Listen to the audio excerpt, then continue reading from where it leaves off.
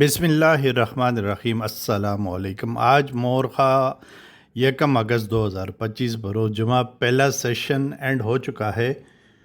Market माशाल्लाह से अच्छी जा रही है। 139,873 का KC 100 483 पॉइंट्स प्लस, और KC ऑल में जो वॉल्यूम्स हुए हैं 253.39 मिलियन शेयर्स के हुए हैं, जिसकी वैल्यू बनती है 13.11 बिलियन रुपी की।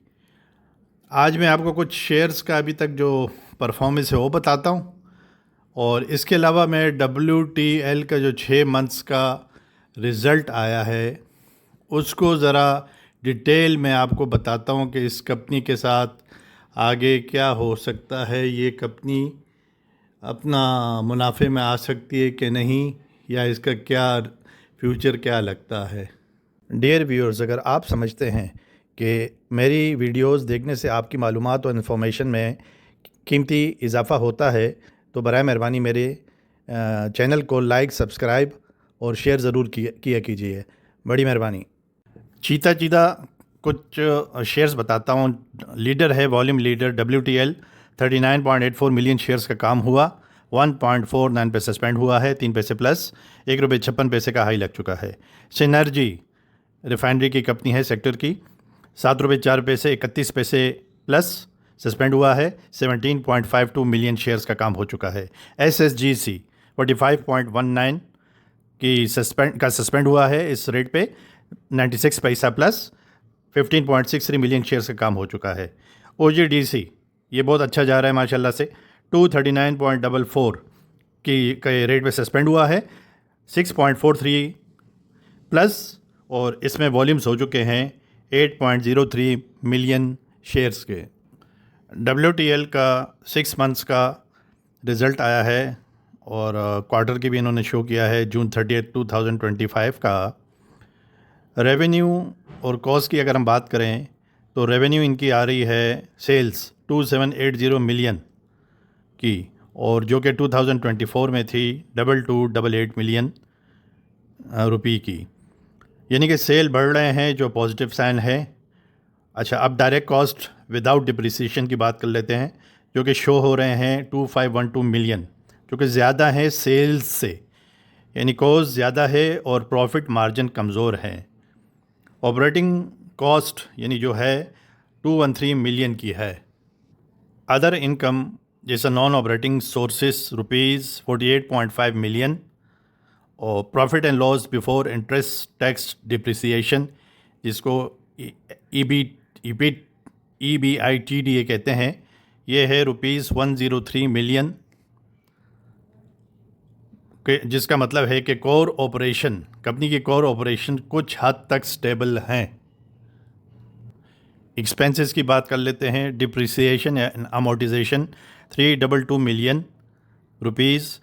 अच्छा, फाइनेंस कॉस्ट, कर्ज़ों का सूद जो इनको देना पड़ा अपना 6 मंथ्स में 236 मिलियन रुपी। ये दोनों मिलकर टोटल प्रॉफिट को लॉस में कन्वर्ट कर रहे हैं। Net loss before tax ₹490 million का लॉस हाफ ईयर का, जो कि अगर हम लास्ट क्वार्टर का सिर्फ देखें तो 223 मिलियन का लॉस था लास्ट क्वार्टर का।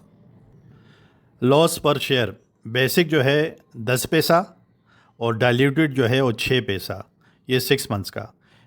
शेयर होल्डर्स के लिए ये लॉस का मतलब है कि फ़िलहाल कुछ भी रिटर्न नहीं मिलेगा, यानी कि नहीं मिला डिविडेंड वगैरह की सूरत में।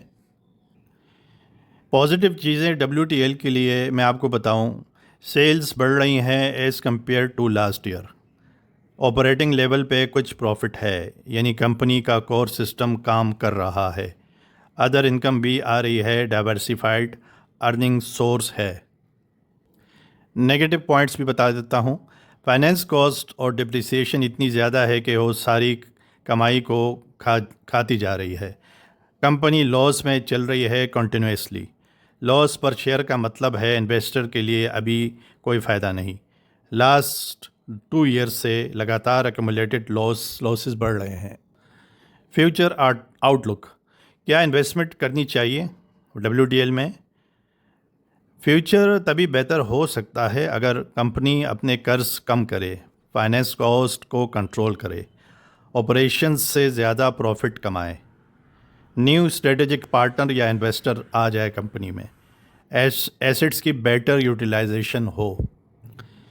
क्या ये रिज़ल्ट सेटिस्फैक्ट्री है? एक सवाल। नहीं, बिल्कुल नहीं। लॉस अभी भी चल रहा है, कंपनी का फाइनेंशियल हेल्थ वीक है। सिर्फ सेल्स का बढ़ना काफ़ी नहीं जब तक ओवरऑल प्रॉफिट ना आ जाए। मज़ीद इन्वेस्टमेंट इस कंपनी में करनी चाहिए। वर्ल्ड कॉल अभी लॉन्ग टर्म इन्वेस्टर्स के लिए रिस्की है।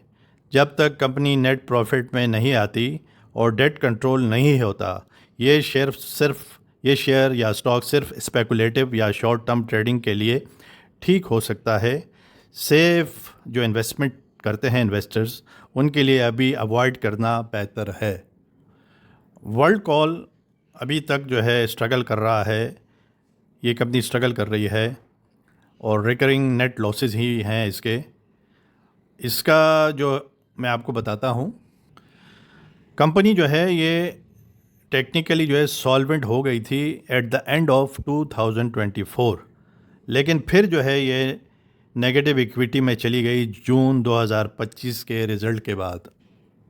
इसकी एक बड़ी ख़तरनाक बात तो ये है कि इसके जो एक्यूमुलेटेड लॉसेस हैं ये स्टिल बहुत हाई हैं, जो कि 19.2 बिलियन तक पहुंच चुके हैं जून 2025 के इस रिज़ल्ट के बाद।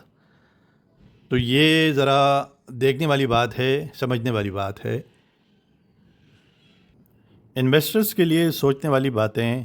क्या वर्ल्ड कॉल फ्यूचर में लॉसेस को कंट्रोल कर सकेगा? क्या कोई नया बिज़नेस प्लान या रिस्ट्रक्चरिंग आने वाली है? अगर कोई स्ट्रेटेजिक इन्वेस्टर आता है या नया कैपिटल इंजेक्ट होता है तो पोजीशन इम्प्रूव हो सकती है WTL की। दोस्तों, मैंने ये एक स्क्रीनिंग की है अच्छे तरीके से आज के रिज़ल्ट को देखते हुए WTL की। बस आप अपना इसको बाय सेल की कॉल ना समझें मेरी तरफ से। मैंने सिर्फ एक डिटेल में सारा कुछ बताया है आपको, पूरे रिज़ल्ट को छान लिया है एक तरह से। तो आप इससे जो भी नतीजा अख़ज़ करें आप देख लीजिए।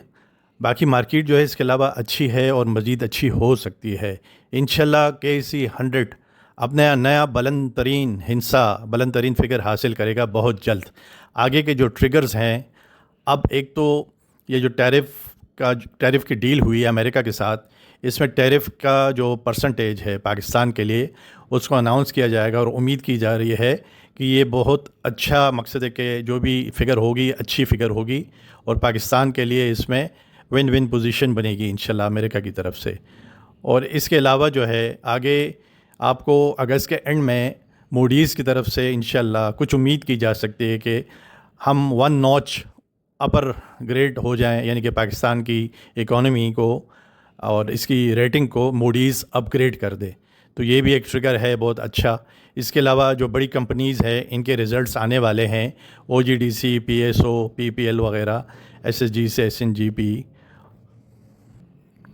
सर्कुलर डेट, इसके लिए हफ्ते 2 हफ्ते में कोई अच्छी न्यूज़ आ सकती है और इन कंपनीज़ को डिसबर्समेंट हो सकती है, क्योंकि 18 कमर्शियल बैंक्स के साथ गवर्नमेंट की बातचीत तकरीबन मुकम्मल हो चुकी है।